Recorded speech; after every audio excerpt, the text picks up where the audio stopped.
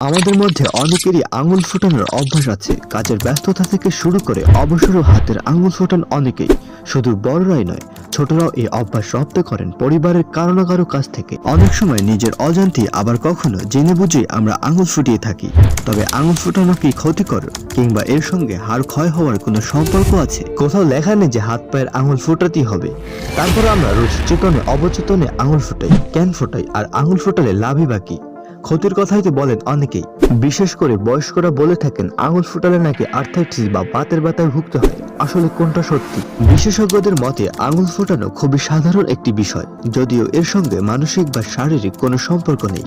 তবে কিছু ক্ষেত্রে দেখা যায় মানুষ নার্ভাস হলে বেশি আঙুল ফোটায়। চিকিৎসকরা বলেন আমাদের বিভিন্ন হাড়ের জয়েন্টে থাকে তরল পদার্থ।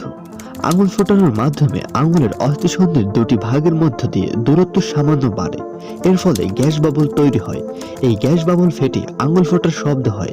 বিশেষজ্ঞরা এই ঘটনাকে বেলুন ফোটানোর সঙ্গে তুলনা করেন। একই আঙুল পরপর দুইবার সাধারণত ফাটে না। এর কারণ হলো আপনার আঙুলে সেই গ্যাস বাবল সঙ্গে সঙ্গে তৈরি হয় না, এজন্য কিছুটা সময়ের প্রয়োজন হয়। এই প্রসঙ্গে ভারতের বিশিষ্ট মেডিসিন বিশেষজ্ঞ ডাক্তার রুদ্রজিৎ পাল জানান, আঙুল ফোটানোর সঙ্গে হাড় ক্ষয়ে যাওয়ার তেমন কোনো সম্পর্ক খুঁজে পাওয়া যায়নি। এ বিষয়ে অহেতুক চিন্তা করার কোনো দরকার নেই। মনে চাইলে আঙুল ফোটাতে পারেন, তবে এটি বদ অভ্যাসে পরিণত হলে কিন্তু জয়েন্টে আঘাত পেতে পারেন। সেক্ষেত্রে প্রশ্ন হলো, আঙুল ফোটানো কি পুরোপুরি নিরাপদ?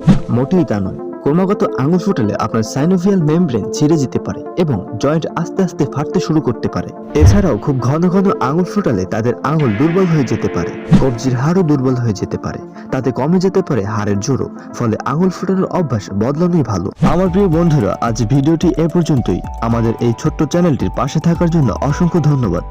ভালো থাকুন, সুস্থ থাকুন, নিজের যত্ন নিন। আল্লাহ হাফেজ।